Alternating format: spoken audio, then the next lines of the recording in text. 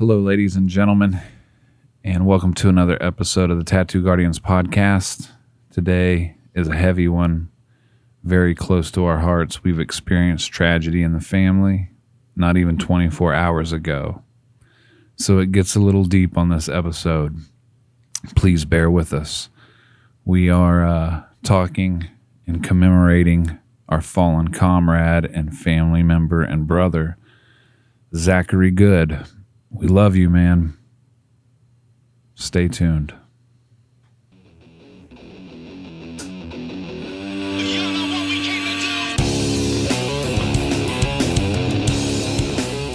Brothers and sisters, we can't thank you enough for all your love, your support, and your faithfulness. It's been brought to my attention, if you really want to do something to bless us, to thank us, apparently simply hitting the like button on YouTube would be more impactful than what I ever knew, let alone subscribing to us on YouTube if you're not already. And then over on Spotify and Apple, please leave us a review.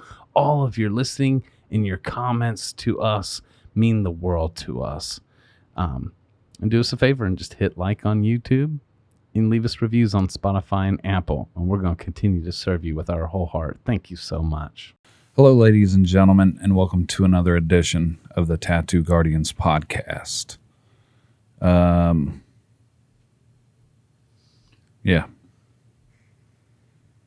Hello, brother. Hi. Today, Mr. Carlton is getting some much-needed rest. But you know who it is. It's me, my brother Hip, Mike Sirno-Yatsky in the background doing the beats for us like he always does. And tonight, accompanied with us is once again the great and beautiful Katie Stratton. Hey. Thanks for coming up to the table with us tonight. Thanks for having me. My goodness. Yeah, I'm grateful to be here with you guys. Yeah. Christmas is close. It was yesterday. Merry Christmas, everyone. Merry Christmas. Yeah. Oh, yeah. Merry Christmas, everyone. I hope that it's a good one. I don't know about you all, but my eyes and brain, mind and heart are being reprogrammed and refiltered to see real gifts in life. Christmas is a time where we feel the obligation and the pressure and the stress to get gifts, give gifts, figuring out, okay, we got our checklist. What are we going to get our parents? What are we going to write? Yeah. And so it's a time where there's physical gifts. But I don't know about you all, but I am being taught and in a season of being forced to seeing the real gifts in life beyond the physical, you know? Yeah. But I hope you guys got something awesome, either external or internal yesterday and even today. Yeah. Well, of course, they got a present today because they're listening to this. And that they're here. Right. Another day, right? Mm-hmm. Like, it's always weird to me. I hear people like when they say the first thing they do when they get up and hit their feet hit the floor is they give thanks for another day, right?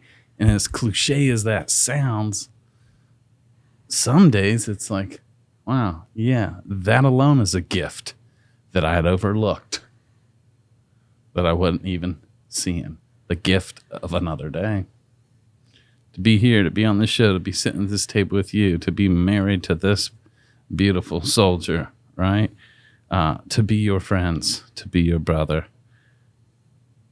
And to go through this journey together, this beautiful, crazy, chaotic, weird fucking thing called life. But we're going through it together. In this time, this era, we could have been born any time. Like, you could have been born in the 20s, but we were all placed here now. You were born in the 20s. We just walked right into it. It's a good one. Thank you. Yeah. I must be doing needed that one. I must be doing it right then. Woo. Man. Yeah. We also realize for a lot of folks, Christmas is supposed to be a happy time, a family, and but we also realize it's just not that for everyone, right? That it's a can be a real hard time for folks, huh? Yeah. It's a complicated time for a lot of people. Relationships with families and like fraught kind of stuff like that, but also a time of year where things are supposed to be very lighthearted and like happy, and that is not the reality all the time. It's not our reality right now, and so it can be difficult to try to live in both spaces. Yep, for sure. My goodness. You guys know on this episode, for those of you avid listeners on this show, Hip brought something to the forefront maybe 6 months ago and talking about this thing called the ugly foot, right? It's based off that saying, hey, put your best foot forward, which I'm all for. Somewhere along the line, Hip was like, okay, but let's see that other foot, right? And you guys know he breeds in his birth authenticity and vulnerability, which has even led me to tell my story and get real vulnerable with you all.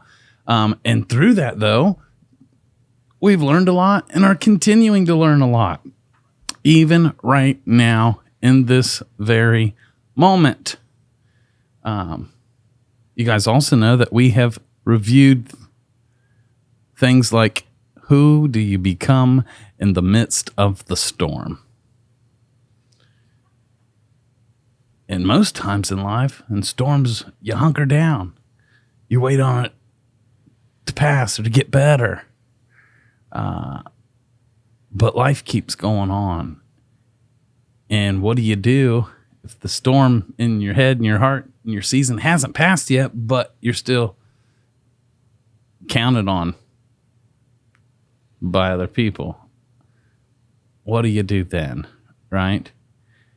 And as much as we've shared our hearts with you on this show of everything we've learned, my God, we too are still getting our asses handed to ourselves on learning new levels of all these lessons.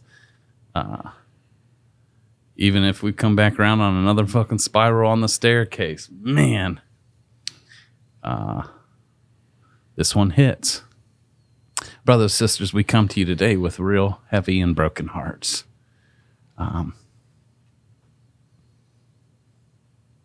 We all lost a real good brother yesterday. He was like a son to me and a brother to Hip. Like a son to Katie and a brother to Mike. And we're just devastated. And so what do we do with that? And how can we grab these mics and even hop on and say, hey, let's do a podcast show, right? But in the name of, one, us keeping our commitments to you all no matter what. Hip and I've always said. Number two, not choosing to isolate, to try and become islands with and in our pain. And doing our best to not avoid the pain and even hide it from you. Now, don't worry, we're not here to make you our emotional trash can tonight. But like always, we're here to share this vulnerable thing called life together. So no matter what the state we're in, we decided we got to record a show because it's that time of week. And even asking Hip, he didn't even know.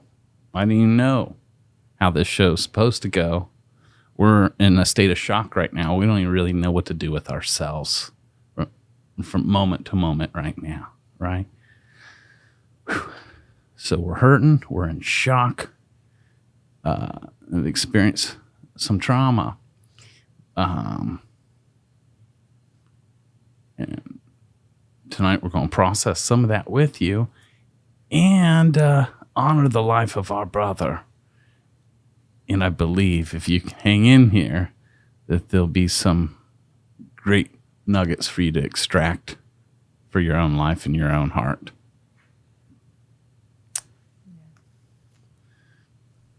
Yeah, I don't feel like saying much now that it's rolling and I don't want Mike to edit any of this.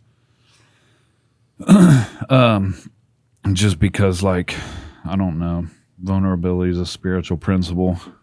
I say that a lot, I guess, because it's true. But I don't know. So, to any of our listeners that suffer from addiction, like myself, or know someone that does, it's real. I watched Zach.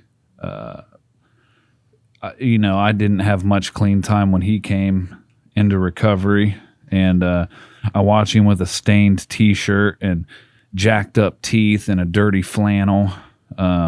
Get it and keep it.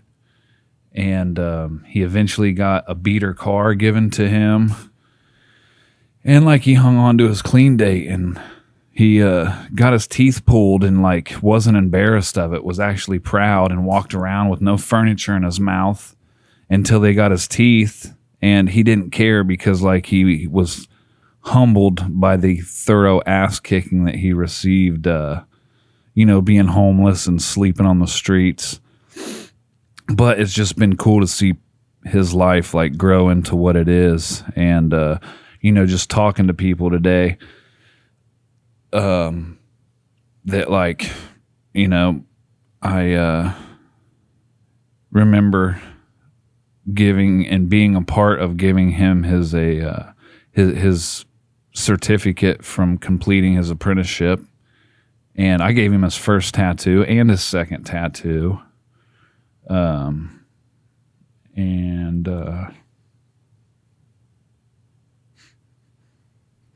It just fucking hurts so bad.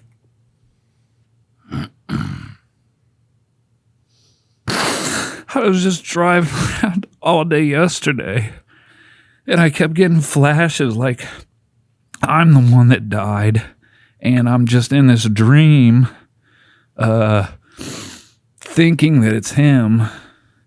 And it's like my brain's way to cope, because it was so fucking sudden. Like last Friday, he sent fucking weird texts to the shop that weren't making any sense. Anybody that has ever met Zach knows that like he's so thorough and prompt and proper, and really about presentation, which he got from Matt.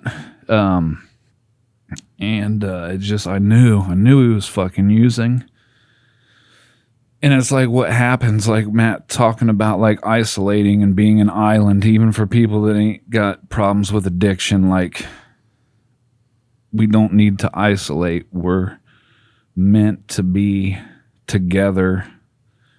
Even those of you that say you hate people, like, we need people. And he just isolated. And he's fucking dead now. And it still doesn't even seem real. And he was the last person I thought would do it, because like I'm talking about a dude that was like so full of anxiety and doubt in his self to even teach me how to use Photoshop when he first got into recovery, to surpassing me artistically, financially, client base, branding, spelling, and he used tattooing as a stepping stone to get to something else that he was passionate about, and even soared there. And he just got in his own way. And so what's that mean? Do I go and fucking get high, and now is every Christmas fucking ruined for me? No, it isn't. But it really feels like it right now. It feels like these feelings won't pass, but they will. Like, I'm grateful for my wife, because she stayed in contact with his mom, and I don't want to talk to her. People that I didn't reach out to when they lost loved ones have been reaching out to me. And that hurts my feelings because I've distanced myself so much from like death because I feel like I'm constantly around it and it's always showing up. But I keep a positive outlook. Like this morning, I just journaled about how grateful I am, how that I still have my clean date, like that I got fucking electricity, that I have a car to get here to do this podcast, that I got running water when I get home. I haven't eaten in 2 days, but I'm grateful that I have the ability to eat if I want to when my appetite comes back. Matt gave me some nasty ass fucking hippie fruit snack before the podcast started, and I got it like lingering in my mouth, and I'm grateful for that. Oh man. But I'm angry because I want to fucking point and tell everybody that I told you so. And it's like my ego wants me to make this whole scenario and this situation about me, and it doesn't have anything to do about me. This is the time for me to like get out of self and become selfless. And like, I don't know, I look at everything like, what else could I have done? And I ask myself that question with the knowledge, knowing that there's nothing that I could have said or done to change any outcome, because I am powerless over people, places, and things. So I had to surrender to it. Even though we really fucking tried. I mean, for our listeners, we did everything we could. You know, this happened real quick. When we knew our brother wasn't in the right state on Friday, we got a hold of Hip Mike. Within an hour, 7 of us was in our brother's apartment having an intervention. He's so loved and was surrounded by love. And we were with him for hours. I had watched Hip plead with him, you know.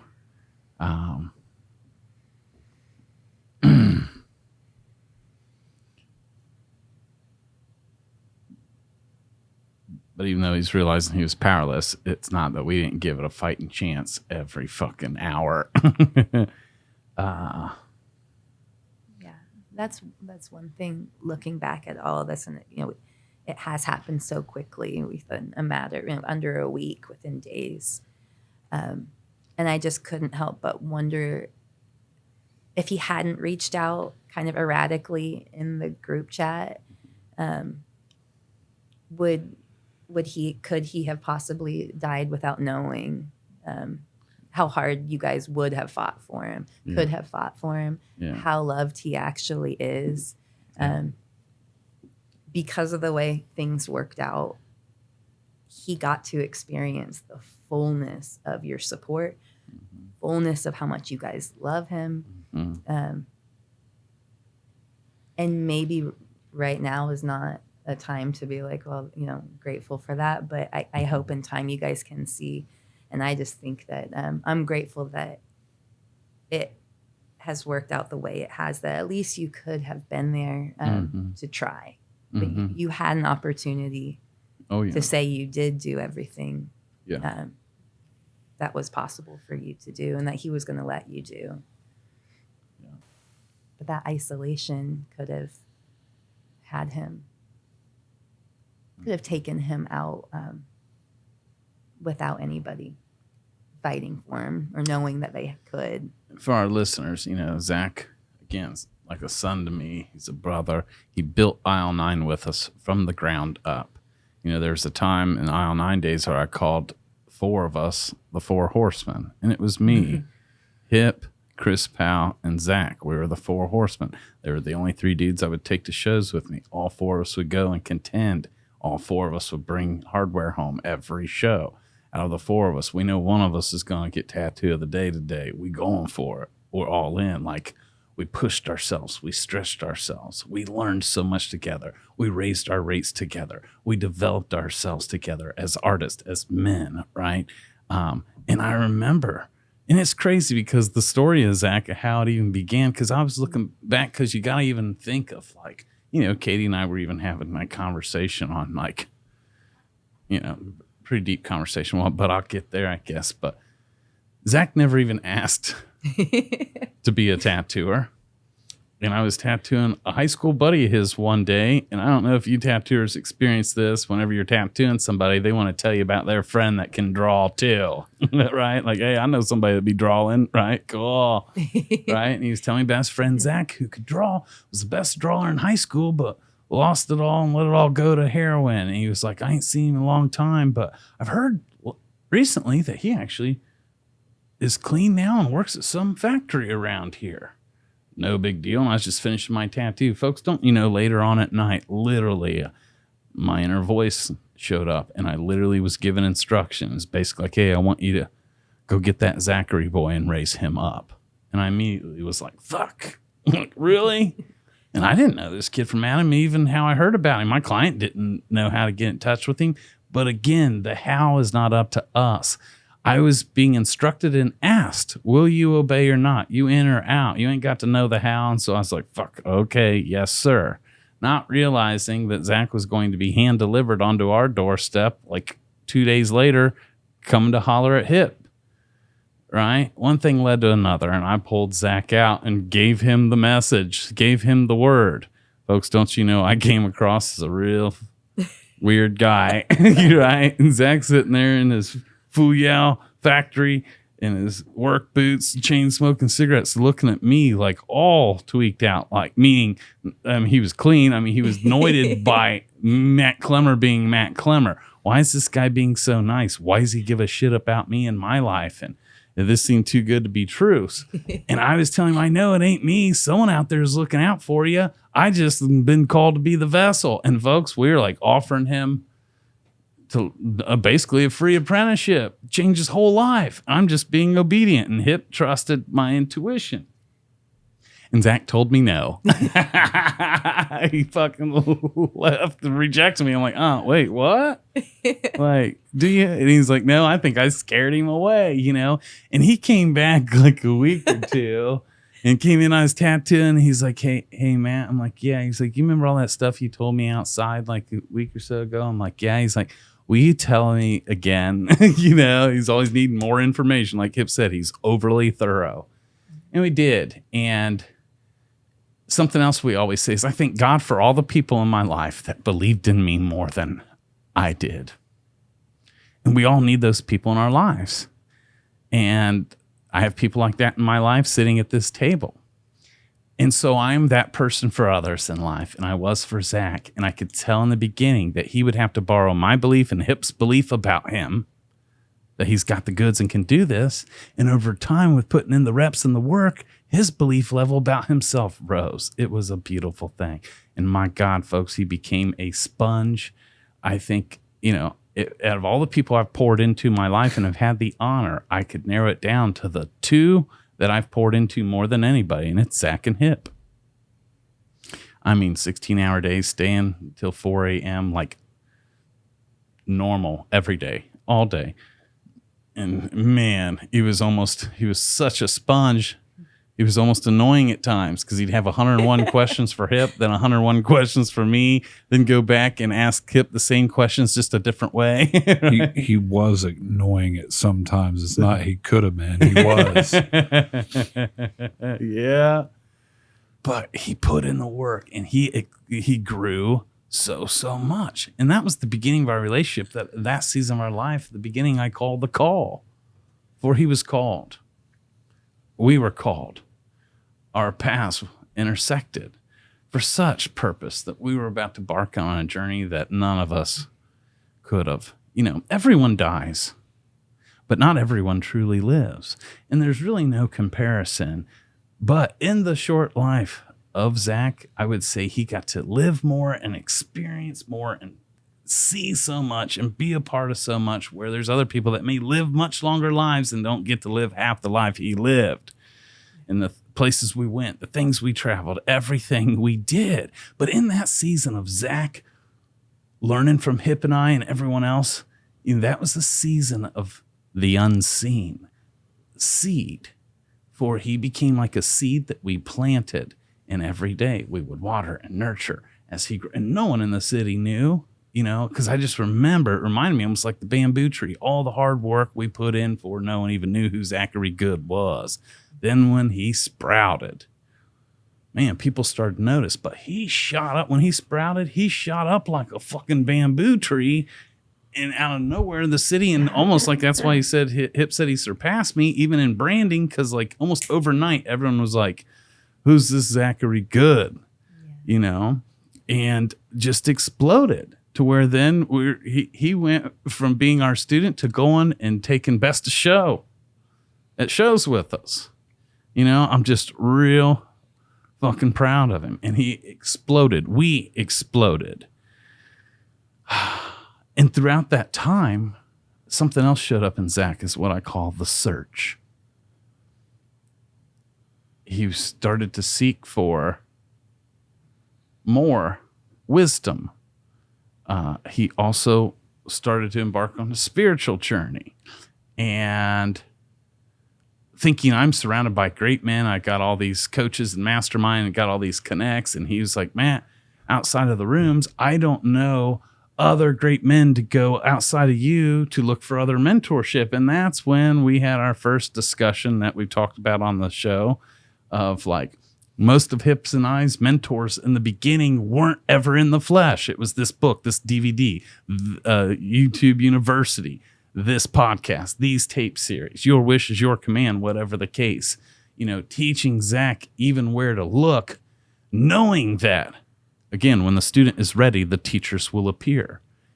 And that, man, clarity comes in the doing. So for Zach to start finding digital mentors on his own was cultivating him and preparing him to be ready for the mentors and the relationships and the resources that were manifesting in his life in physical form in the flesh. As he was internally being developed and ready, the teachers would appear and continue to.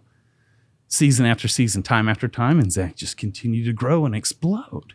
And he achieved in 3 years what most tattoo artists spend over a decade trying to achieve. I mean, the dude just exploded. And again, he's a student of mine. So even like he wanted to grow spiritually and business savvy.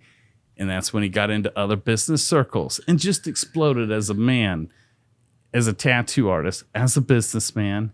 And even recent years, got into crypto, you know, and made millions, right? Meaning all the things that was once just a dream, just a wish. Half the things he ended up achieving in the beginning when we met him wasn't even in his reach. Like, you know, if he could just have normal looking teeth in a car, you know, well, he got all those things and so much more. And he put in the work, and I couldn't be more proud of him. We all make mistakes. We all have off days. We all fall down, you know. Usually we just get back up.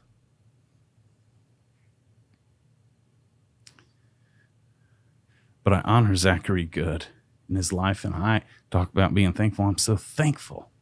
You know, like that old cliche saying, it's better to love than to not love at all. Even that's cliche as fuck. It's true.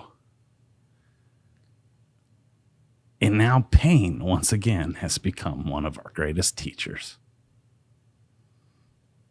And even in the pain, somehow, it teaches me love. And we love our brother Zachary Good.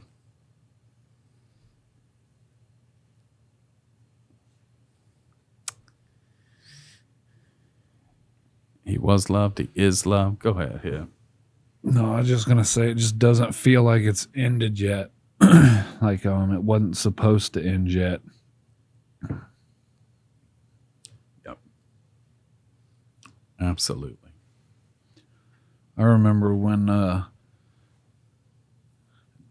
Josh and Riley and Nikki and Aaron were having championships and you were tattooing. You were going to be tattooing them. So Zach was the client. Yeah. And like me and Megan decided to drive to Las Vegas, and like the whole way there and back, we had the big aisle 9 sign. And then Megan was like, why don't we just get pictures of it, like outside of the Rocky Mountains and at Bryce Canyon and in Zion and in the desert.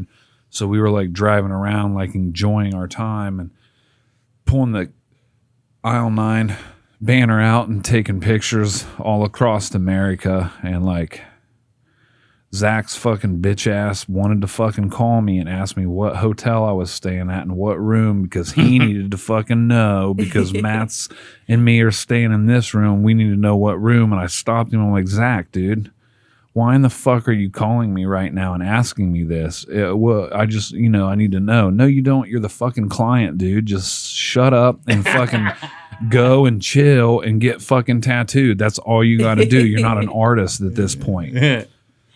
And it was like that all the time. I'd tell him, man, I just was telling someone earlier that like I fucking hated traveling with that guy. I know, because he put me in. I remember the first time I did, and I came back and I was telling you. Yeah. I even told my buddy Steve, because he ended up flying with him to do like a bunch of crypto shit. I'm like, listen, bro, be ready, because he's gonna be fucking up your ass and need to know your schedule down to a T and where you guys plan on eating Monday, Tuesday, Wednesday, and Thursday. He needs to know all that. Mm-hmm. And he fucking did. And I like to think that I'm like sneaky with pictures. And we may even put some of these up. But I would always get him in like the stupid pose or making a stupid face. Now, like the more he became more professional, like that shit didn't fly with him, and he didn't want me to put, because I caught him picking his nose before, and I put it on my story on Instagram, and he was like, take that off, dude. But I would always get these stupid pictures of him, and sure enough, he would be fucking somewhere and just catch me with the even worse picture. So every time, months would go by, and just randomly, I'd send him a picture of himself looking ridiculous or pulling his pants up from taking a shit or something. And he would instantly send one right back that was even worse. And I'm like, man, I can't fucking blackmail this dude. No matter what I do, he's always got one with me. And, like he, so earlier today, I'm the dude that like when someone loses somebody, I think that they view it like I do, and it's like I don't want hugs, I don't want to be asked how I'm doing, I don't want text messages, I just want to like be left alone, and that could be selfish, I don't know, but I don't know what it is. I don't want you to see me cry. I don't want you to seem that I'm upset, and I want to seem like I got everything together. So if you're not constantly aggravating me, like I don't have, and it's not even aggravation, it's love from people that love me. So they're just concerned. So like earlier today, I'm at the shop, and like it's just a weird energy. The crazy thing is like today when I got there, I had the hand stencil for tomorrow. I got a full day session that I just don't want to fucking do. I just really would just love to like not leave the house and do anything. I really, really want to do that, but I can't do that. I don't want to be on this podcast right now talking about my dead brother, but I'm doing it because I don't even know why. I guess maybe somewhere down the line it'll help one person or plant a seed in someone. I don't know. But I got a chance to leave, and I fucking went and finished Christmas shopping, and I went by myself, and I wanted to go by myself, and like I'm just listening to music and like crying off and on, and I get to a mall, and fucking lo and behold, a guy that Zach had hired a couple years ago was right there at the mall, and he is also in recovery. And it was like, I don't know, like the universe or fucking God or whatever's out there, could have even been Zach, like made me run into him at the mall, and like we walked around and talked about Zach. and I finished my shopping, and then I left. And by the time I left, it was time for me to have some more accountability and stay in integrity with another place that I was supposed to be at 7 p.m.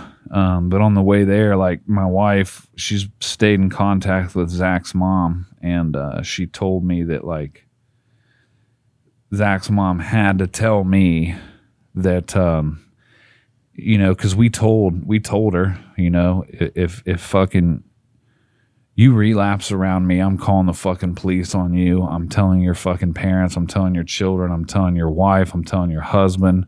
I'm telling your fucking preacher, whoever the fuck, your boss. I will not make it fucking easy for you, because I don't want you to make it easy for me. But so when she found out, she went over to his house with her sister, because they were the closest with him.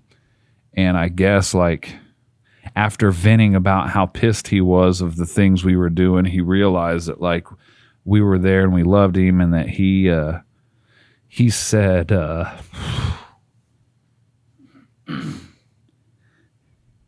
he said that I was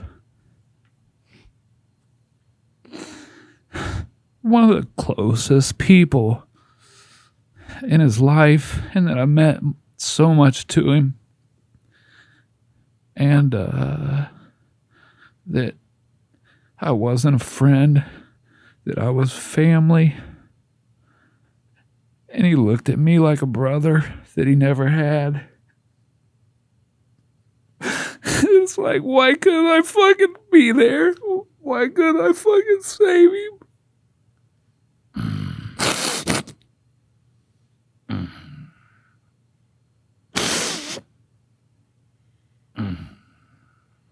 This is not my fault, but fuck.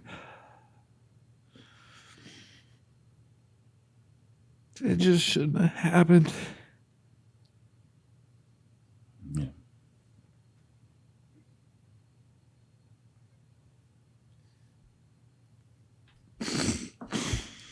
Yeah, they were like brothers. They are brothers, and Hip was the big brother.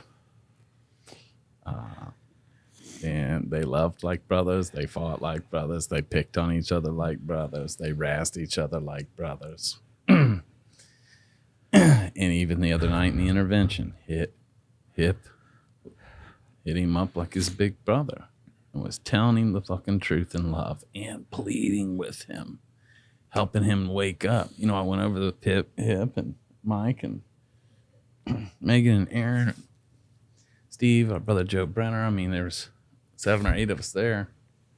Yeah. And we did try everything. And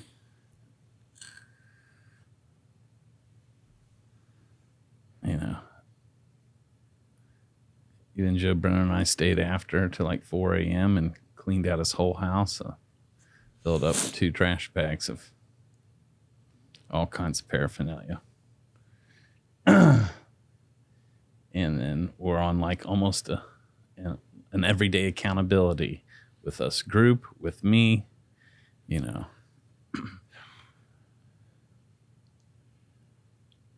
Monday night after TBM, me and Hip and our hearts, you know, are broken. It's, what else should we do? We were even talking like, dude, should we just drive there and tackle a motherfucker against his will and just dragging? But realizing if someone's not really ready to surrender, that won't, you know, Zach had been to treatment 7 times already. Like, you know, he needs to come to his own place. Well, anyways, after that talk, my phone rings. It's like midnight, 1 in the morning, and it was Zach. And Mike was still there, and I knew Mike was reverent enough that he wouldn't say shit, and I could trust it, you know. So I put Zach on speaker, and we talked for hours. And it was a wonderful phone call. And we had great plans. You know, this was Monday night, so anyways, the very next day we had plans for him to fully surrender, go to treatment. We had a facility. We were flying him to Phoenix. I mean, all the places and the plans were coming together. And it was as if in his head and his heart, he surrendered. You know, we just needed him to stay in the game. And unfortunately, it's as if, you know, he hung up the phone with me and decided just, since he was to do just one more since he was like going away tomorrow. And he didn't make it.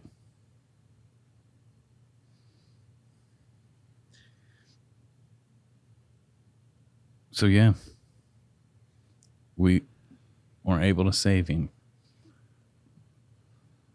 But trust me when I say we tried our damnedest to.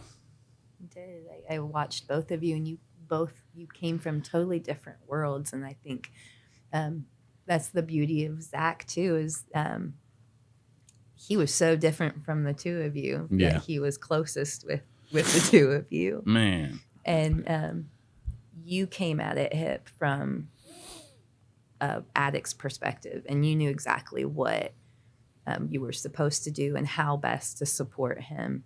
And what he needed to do.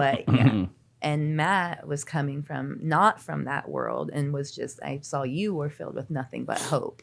Yeah. Like we can get him through this. We can, you, Hip, I know probably felt like that's delusional because you've seen the consequences of this over and over and over. And I think it's really beautiful that Zach had both.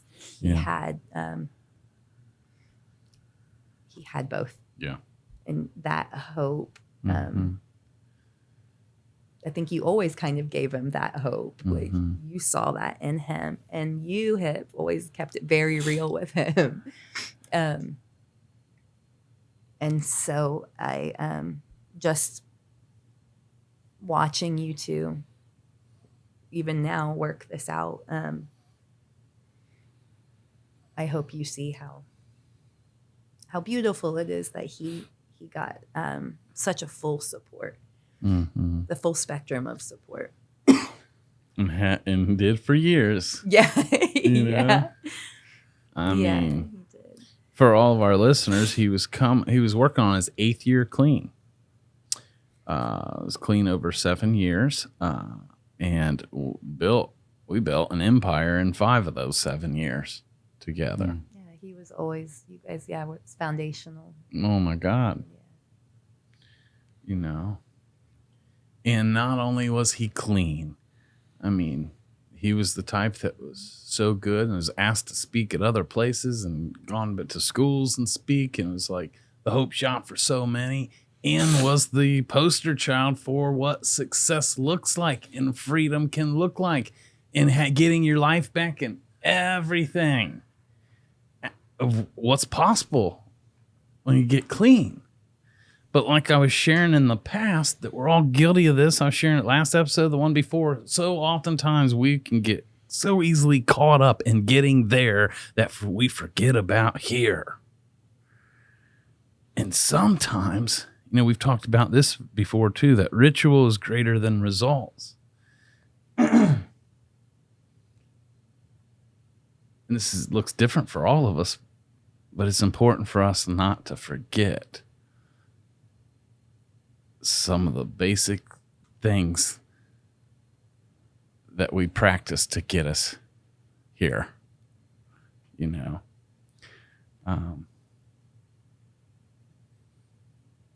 For those of you listening that are in recovery, have a loved one in recovery, and you are doing great, and you've got 7 years clean. Or 7 days. Or 7 days.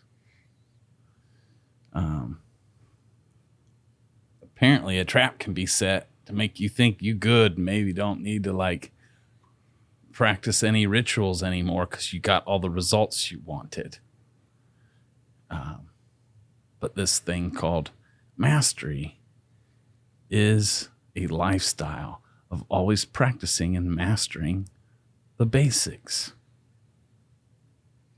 It's not just about what we're up to, what we're trying to do, but who are we being while we're doing it, right? We can all fall off. We can all fall off and fall back and forget who the fuck we really are. This is why we need each other. This is why we need people to remind each other of the truth of who you really are instead of falling into a false identity, especially the ones that can kill you.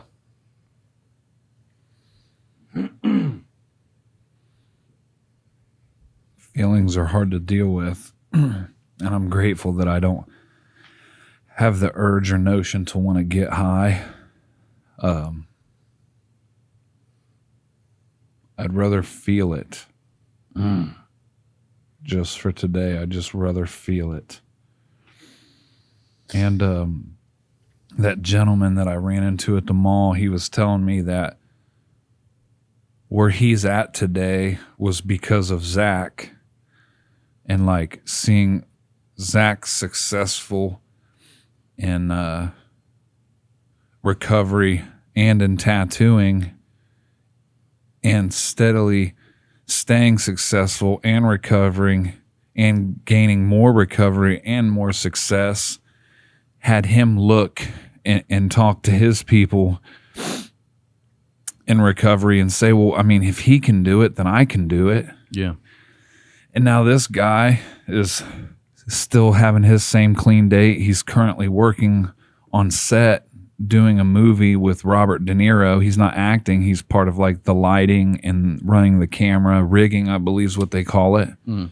And he still holds himself accountable to where he needs to be in recovery. And all that was instilled and impregnated by him just by the example that Zach set and being the attraction.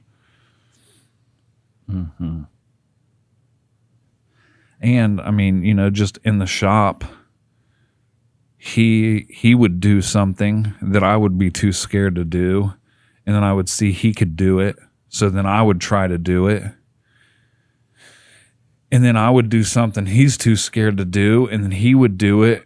Yeah. And then one up me, and it was just constantly iron sharpening iron. And Yeah. Yeah.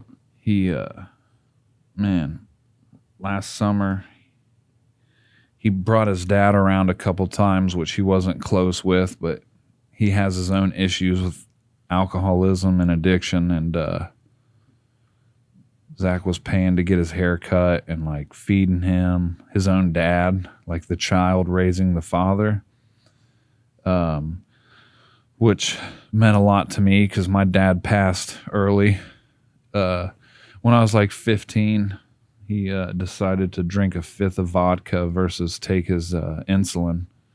So he died. But I just remember being like, man, I wish I could fucking raise my dad. I appreciated that. You know, he bought his mom a car and was helping her.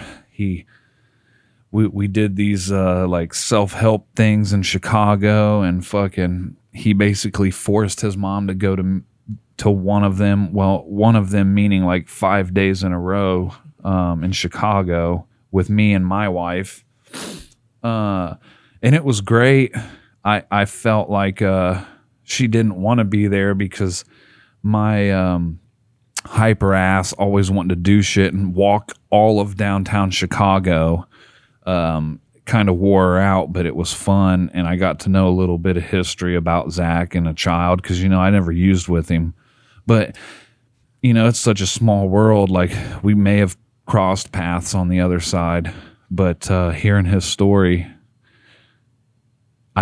he was me, the exact same person I was. And I know what it's like when I get one in me and I can't stop, which is like why Matt was saying, like, you know, I was being more real and brutal. And I kept telling him, like, I care more about your life than your feelings. And I would call him out on his bullshit and tell him he was lying. And we would argue, and it got loud that night. And that's all right because I care about his life more than I did his feelings. Yeah. And he knew that too. Right. Once he had time to reflect, I'm sure, like, you know, there's moments of humanity that happen to us in active addiction where, like, we get glimpses of, like, what's really going on. And I know those happened.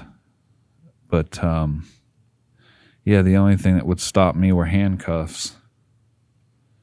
And the same for him.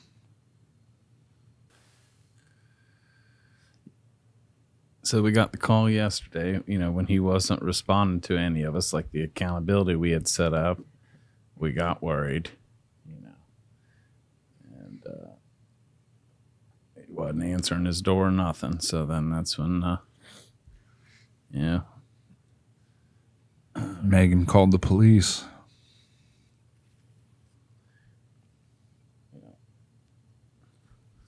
They kicked the door in and found him there.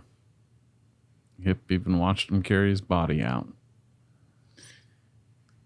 And just being devastated and heartbreaking. Guys, this just all happened. Like, it ain't been 24 hours yet. So we're still in shock and still obviously processing. And if you're listening or watching this, one of us decided to actually air it. But last night, we all decided to go to a meeting for multiple reasons. I was going to almost like stand in for him.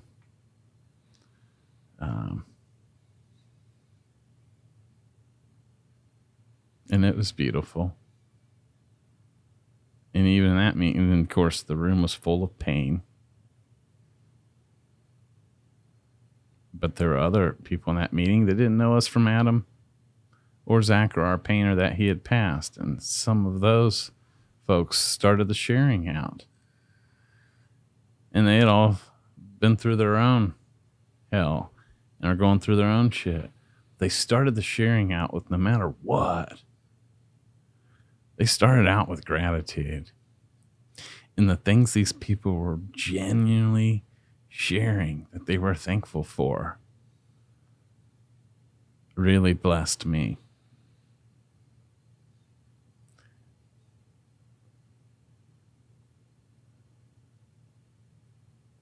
And it was just another reminder of like that things don't buy happiness, you know, for sure. Yeah. And I know we were talking earlier, but it also kind of then touches on the duality of having gratitude and grief. Yeah. Feeling pain and love. Yes. Feeling shock and disappointment, but also pride. I know you're so proud. And we were talking earlier about how we aren't taught really how to handle those dueling kind of situations, emotions. And so I think it's pretty important to be able to try to sit with both and the tension in both.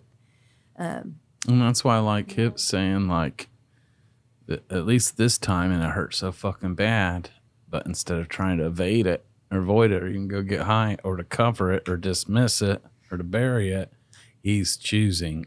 He said he'd rather feel it. And you know. And that's love.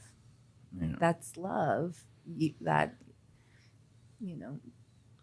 Yeah. When you lose someone, the pain you feel is equivalent to the love you felt, and so I think there's poetry in that you want to feel the pain because it is also love. Yeah. And it's absolutely worth sitting with and feeling. Mm-hmm. And you know that's been a practice for me. You know. Yeah, you haven't been practiced in actually allowing yourself to feel. Yeah. And so I see you doing it. I saw you do it yesterday. There was a moment where our girls came down and Matt kind of like stopped. You know, you kind of stopped. Yeah, I was crying and my daughters walked over and I immediately like wiped tears away and turned around and act like everything was okay, right? Right. And Mama was, told me, no, don't hide that from them. Yeah. That they need to learn, one, that Dad hurts too, and two, and to see you process the pain. Yeah. And both my daughters knew Uncle Zach too. Yeah, it's Uncle you know Zach, what I'm saying? Yeah. So, I mean, they were raised with him. So, yeah, even me learning, because, you know, any of you listeners out there, if you feel like you're supposed to be the strong one wherever you go, you're counted on being the strong one. I am. So I'd feel walls go up like, oh, I'm good. I got to be strong here for everybody else, right? But fuck, I've learned real quick. No, I have to allow myself to feel it too. That is strength. And that is strength. That is more, it takes more strength to sit and feel it than to mask it or avoid it or hide it. That is absolutely strength. Yeah. There's always going to be the trap of the shoulda, coulda, woulda-s. And it's a trap. It's a lie, right? And then there's also 1,001 questions always, right? And that's okay too. What I look for, open to receive while I'm trying to gain understanding, is at least peace. Yeah. In the midst of not being able to understand, you know.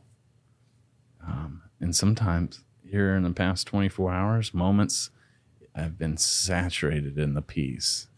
And there's other moments that it's like completely. Yeah, like what's peace? Right. Yeah, you know, chaos. And I think that's part of the process. And I'm glad you guys, you know, I know staying in places like I should have done this or I could have done this. Though I think staying there is a trap. But part of processing it. Part of the process, I think, you know, because this is so new, I hope that anybody who's going through something, and especially if it's very new, like Mike and I had talked once about touching base on some negative things. Like, it's okay sometimes, I think, to like touch base on this negative thing, just to like, yes, I think that, I feel that right now. I'm just going to acknowledge it. I'm just not going to stay there. But when something's so raw and so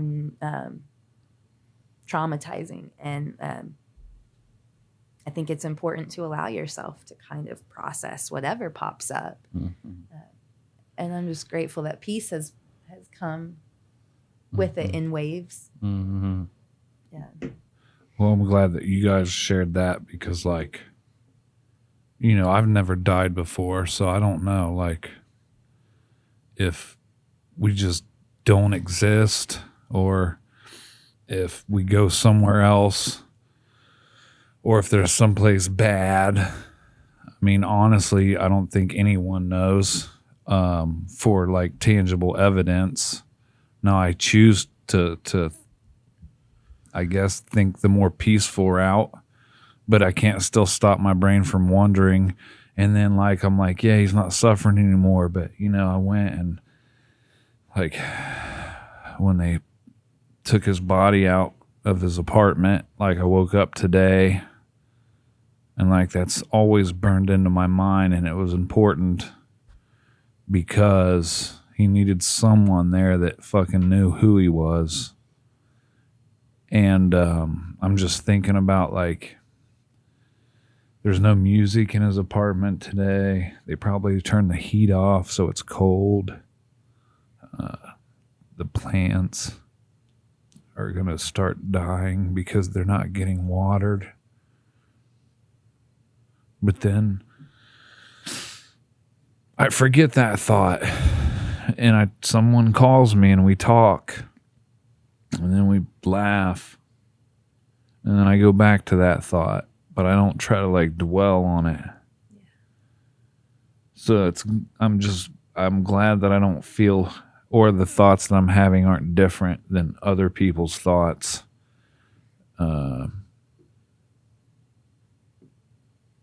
Just, you know. There's no roadmap for this, but yeah, I think because of our connection in humanity that we may not feel the same things at the exact same time, but we feel them in some variation and understand and aren't alone. I remember, I know I feel like I talk about my sister Robin and her passing like just constantly, you know, it's only been a few years, but still it's just like forever on, you know, it's every day on my mind. And it's a pain and a grief that you learn how to just kind of, I was telling you today, like it doesn't go away. You just learn how to adjust it every day. And, but I remember there were moments after she had died, I would be like walking through Target and pissed, like, she should be here to see this new season of like whatever. Mhm. And then I would laugh like, this is the stupidest thing. She could probably like, she's probably like in the cosmos, like doing the coolest, like she could show up to Paris right now. She does not care what's at Target right now. In Huber Heights. Yeah, right. It's just we can't fathom, and so you're thinking about these things that like tangible things that are his and here, and that's just part of the process. It's all we rationalize. It's all we know. We don't know, and I'm with you. I don't think anybody knows anything, except for the peace I feel when I think of my sister and the peace I choose to feel when I think of Zach right now. You know how like when there's too much shit plugged in at the shop, a breaker will go off? Well, every bit of electricity, the top and the bottom, went off today. I got there and everyone that was supposed to be working that day was there. And like it started to like move a little bit, like the internal workings of the shop. Joey started to tattoo. DeVille was putting on a stencil. Alexis was helping. Kayla got in. Nick's doing shit. Tyler and fucking Josh are doing consults. And then like the entire shop, all the fucking electricity stopped. And Mike was upstairs because like for our listeners, our where Aisle 9's at right now is a building that was built by Nate Lincoln, which is Abraham's first cousin, and he built coffins and wagon wheels in the back. And you know, I fucking will believe anything. You know, it's not the earth could be flat, the earth could be round, there could be ghosts, there could not be ghosts, there could be UFOs. Hillary Clinton could possibly be a lizard person that fucking drinks adrenochrome. Like, I don't know, but it's a possibility. Is it? Yeah, any of it is. Ninja Turtles are really in the sewer in New York. I believe that. But it's like, ultimately, it doesn't matter. But I wouldn't be surprised if it was or wasn't true. And, you know, some people have said that they've heard things there. And Matt's had an experience with a couple of mean lesbians one night he was tattooing, and they were just being cocky assholes, and something kept throwing their shit on the ground. And you know, and Nick, our assistant, like hunts ghosts, so he's got all the readers and the white noise machines, and like he picked up like something saying like my name and Zach's name and Matt's name and all our names, and said some other things. So you know, I always try to walk in a positive vibe, so like ain't nothing fucking with me because I got my higher power with me. But today it was just so fucking weird because all the electricity went out.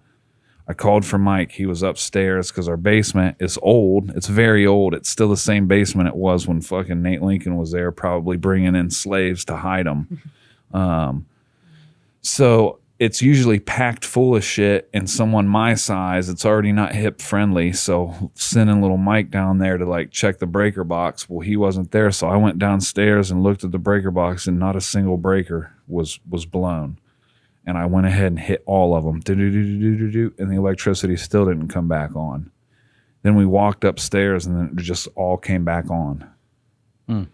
Which is, it's just never happened like that before. No, never. Yeah. And it just seems like some fucking dickhead shit Zach would do. Man.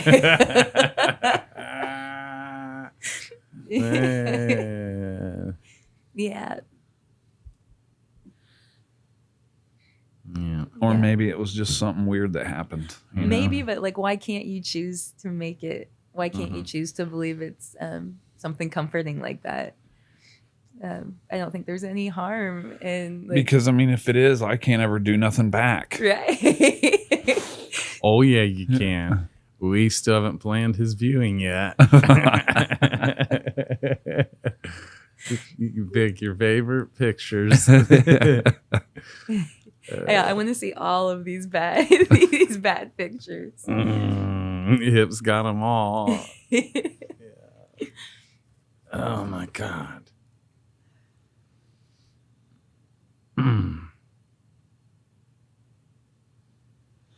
I like to keep my medallions, the ones that say like what year I've got clean.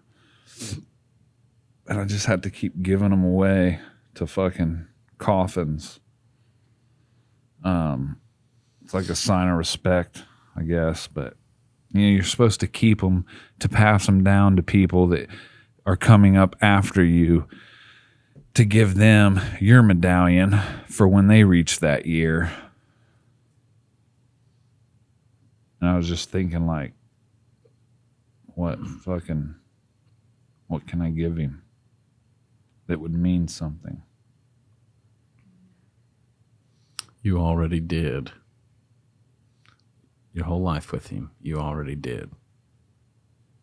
That's why in his last days he was telling his mama everything you already did.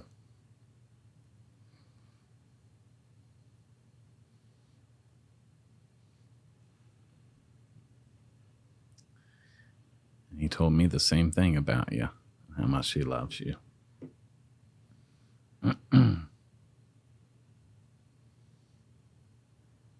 You know, he complained about you like big bro's fucking on my nerves. Calling dad like, hey, dad.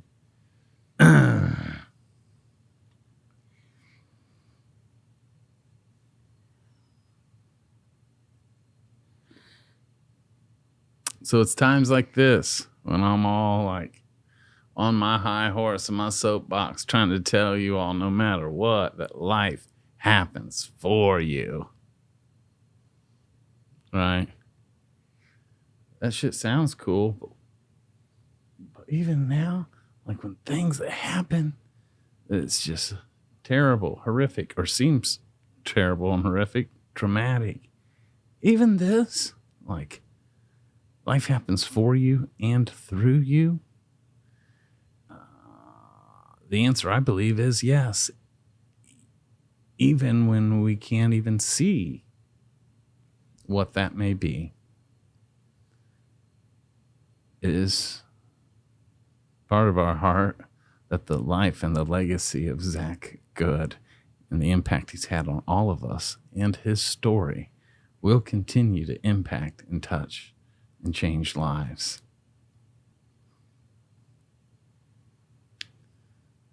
It's like Kip was saying, even if this conversation sparks something in you, it will always narrow it down to if this helps one person, which sometimes I'm like, just one though. But either way, There could be another Zach out there. Yeah. mm-mm. There is another I'm Zach out saying. there. Mm-hmm.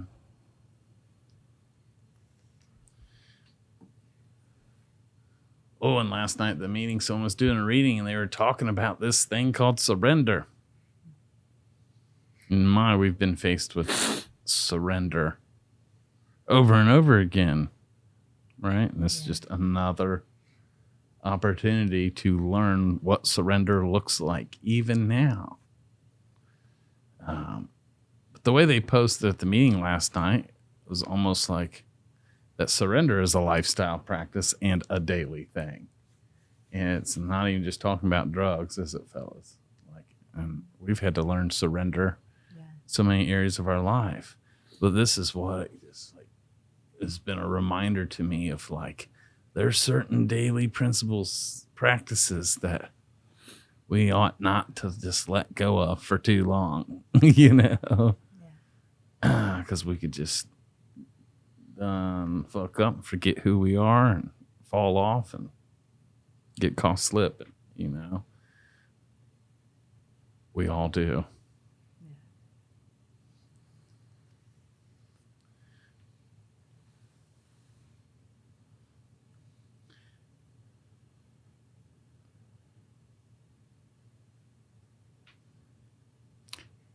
Earlier I was thinking about the beautiful poem or download that you got when you were in the abyss, entitled Nothing,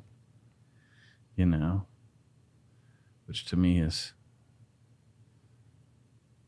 the weight of that, and it's so prevalent, especially in moments like these, you know? Yeah. And if at the end of this episode, do we have your permission to play that? Yeah, no, I would be honored. Yeah. To share it with our listeners? I know we shared it with one of your students. One of your TBM rounds. Yeah. We shared it. We've never shared it with the world on the podcast. I know that's like personal too, but it's personal. In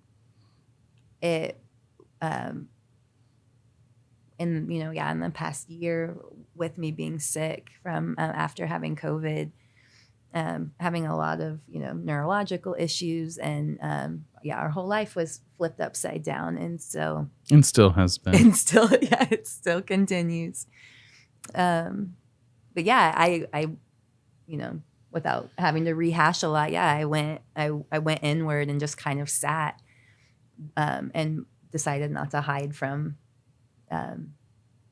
Basically, I guess you could call it surrendering to what was happening around me, and just got the most beautiful, like, comforting thoughts, and just realizing, oh, okay, like, nothing really, truly nothing matters, like, and not in a really bad way, but like, and so like, just compiled all these thoughts, and a lot of it is personal, but yeah, and so I just called it Nothing. I recorded it because Matt doesn't like to read long, like, bits of text. So he was tattooing that day, so I recorded it for him. And so, I think I mess up a couple words and stuff, but I it's don't out. believe he was tattooing. He was doing it. He was tattooing. He was doing it. He was tattooing, and I was so excited for him. And I thought, okay, I'm going to send him this thing. You're right. And, it's the one tattoo yeah. I did after Carlton tattooed you. Yeah. That's the day she made And it I never record stuff. Ever. But yeah, and so the gist of it is, I don't know. Yeah, I guess we'll just, you guys can listen to it, and hopefully you can get something out of it. Yes.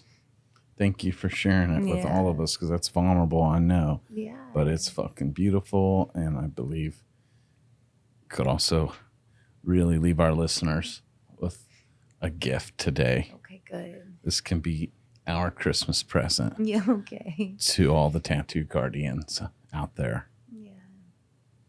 If you really are okay with that. Oh, no, I would, yeah.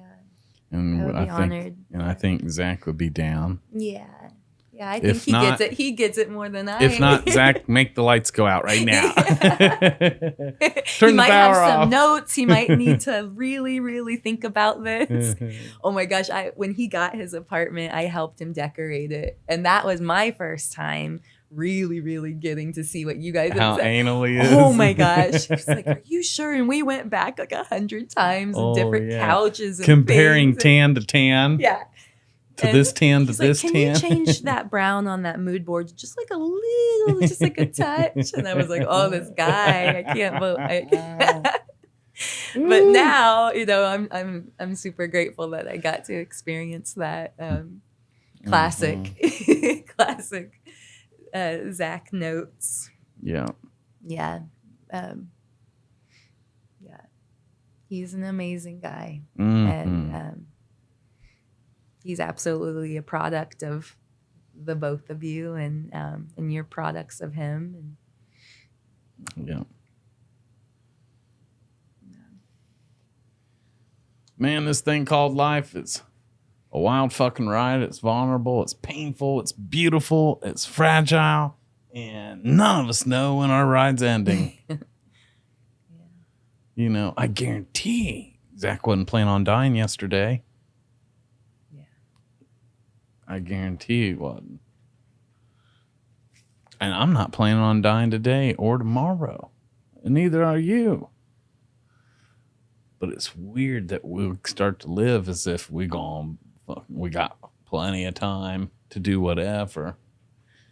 And that's the trap of thinking about there and forgetting about here and who we're being right now and appreciating, or what am I taking for granted? Yeah.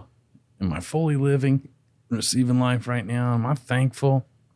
I'm not thankful that God blessed me with such a beautiful wife like you, such a great fucking man like Kip, such a great man like Mike, do I like fucking really appreciate that, or do I forget and just take y'all for granted, right? We're all guilty of it. You know, there's been so many times, you know. I think it's impossible to hold things Yeah. and constantly be in that reverence. It's Yeah. just, I don't know that it's possible to be. Yeah. And stuff like this will like sling you back into into that reverence for just even just waking up. Yeah, because guys, realistically, if we're going to call this the fall or the downfall, this didn't, even though he died suddenly on us. But if we look back, the disconnect in the beginning of his deal started a long time ago. It depends on our perspective, I guess, right? But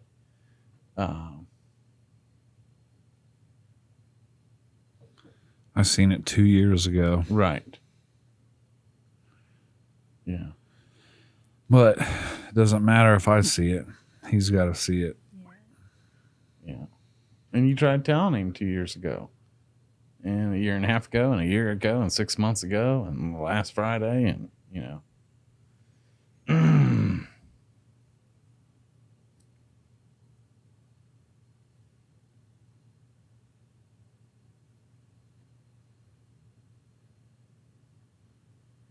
Anyhow, this deal's precious. And the real riches of life is each other. Not what we do or what we have. It's just choices and experience. Yeah. Yeah. Because even thinking back, guys, this didn't just come out of nowhere. Again, we all can get up in our own head. In Zach's head, he was under a lot of stress, and he had some worries. Welcome to the human experience. We all do, you know. And he was worried about certain things, but none of them matter. Not one thing he was worried about even fucking matters. You know? It's just so hard to see past. Yeah. We can get so, so clouded and overwhelmed. It's hard to see past, and you guys, were there for him to help and try to get him to see. But, I think he did. It sounds like you guys really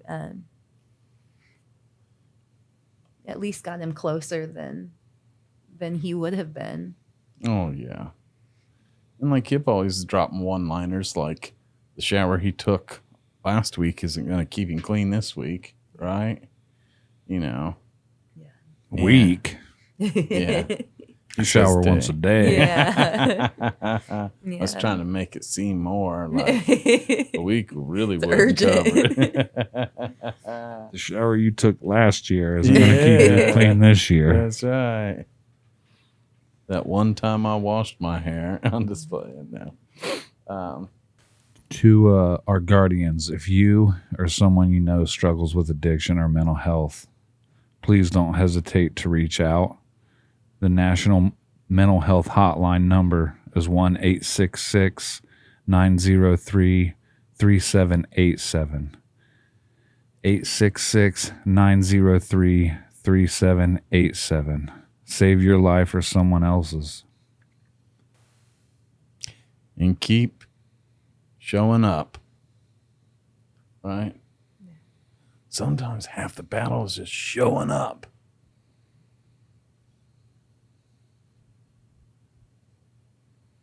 Keep showing up.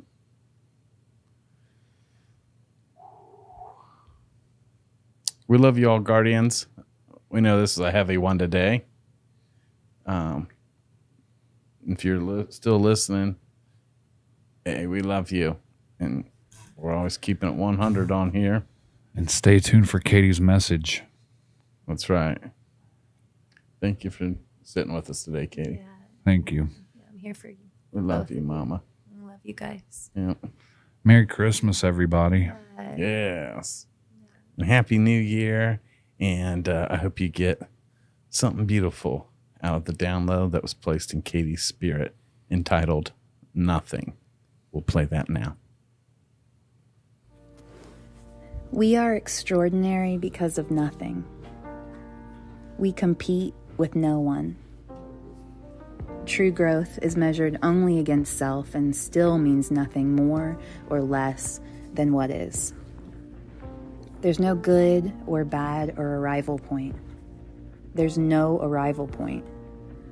There's no one above you or below you. Be bliss.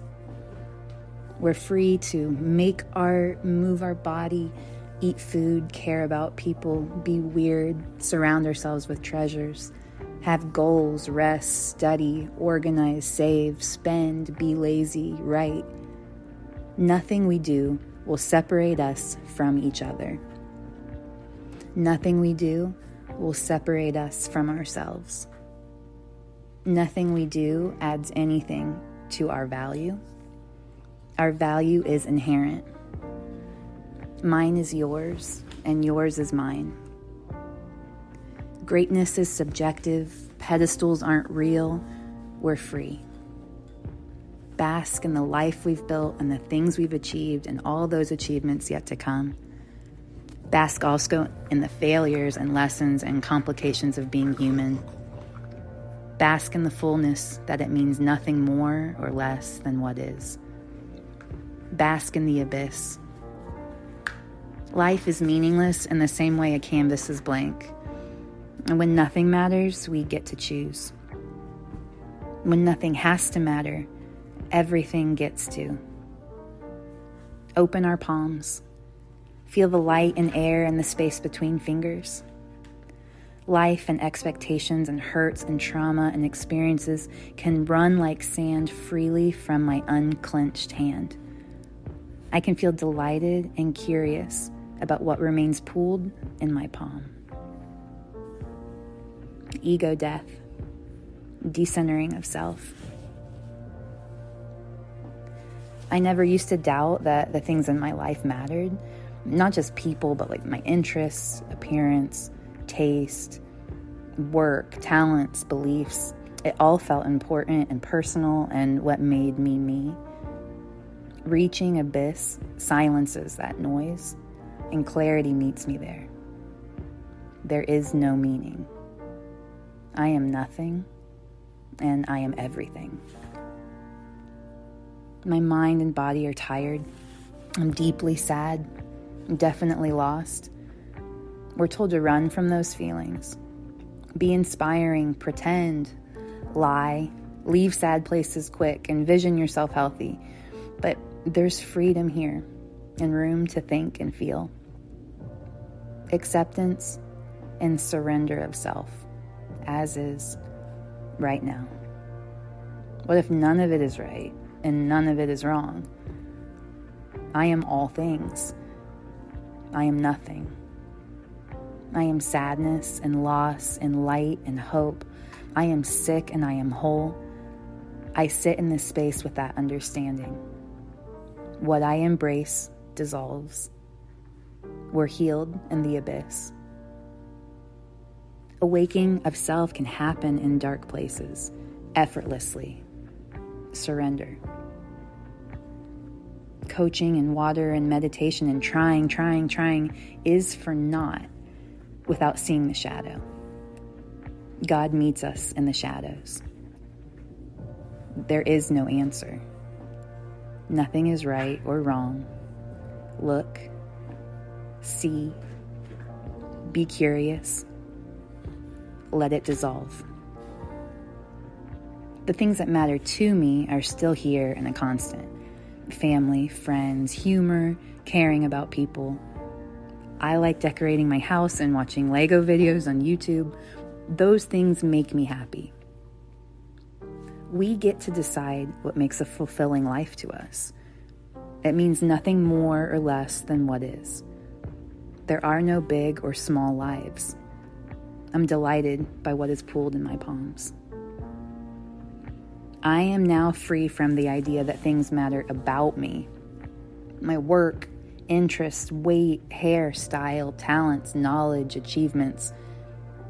Things can matter to us and be held dearly, but nothing I've attached meaning to makes me better, smarter, more successful, cooler, or closer to ascending anything or anyone, not compared to my old self or anyone else.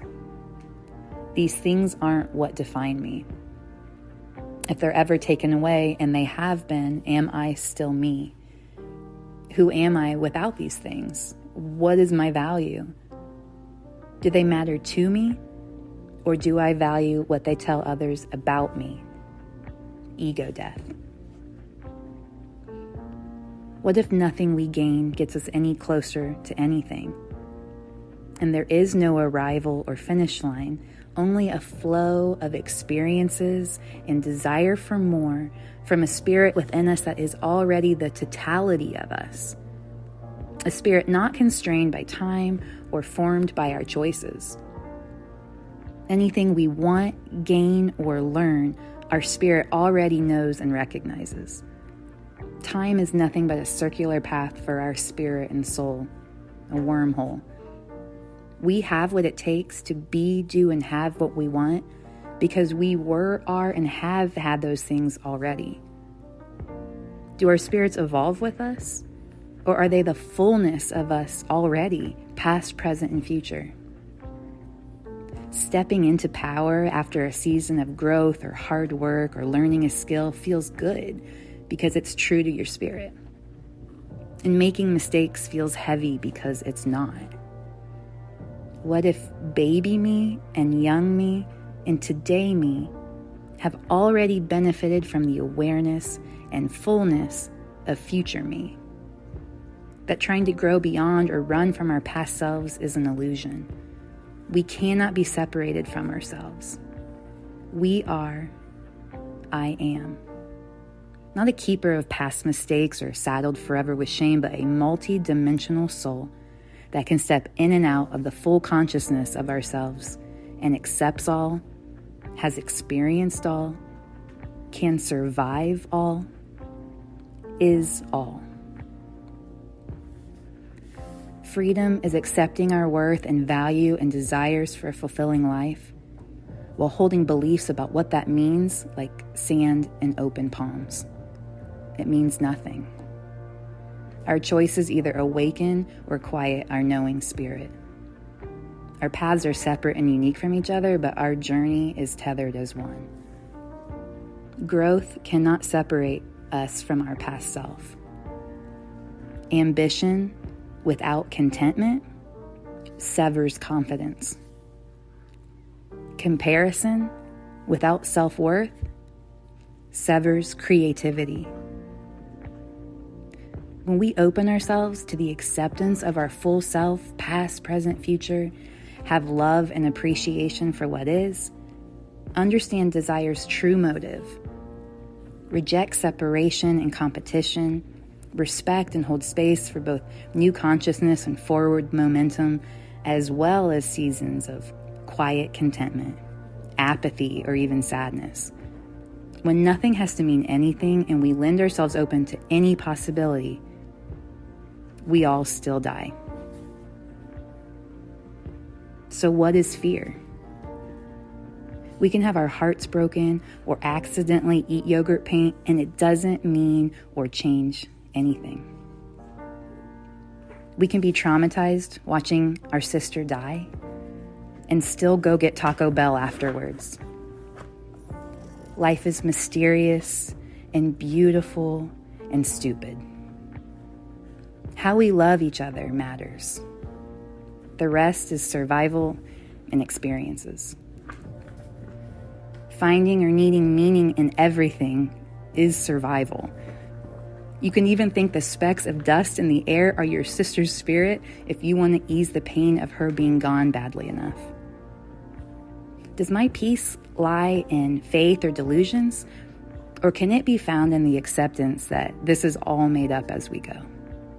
That no one knows anything? We are the creators. God rages with us. Taking care of each other while we're here is the only constant. Being kind, giving, protective of each other, open to our own humanity and the humanity in others, fulfilling desires without ego or centering, being curious, keeping palms open, fingers light, bliss and delight at what is. It's nothing.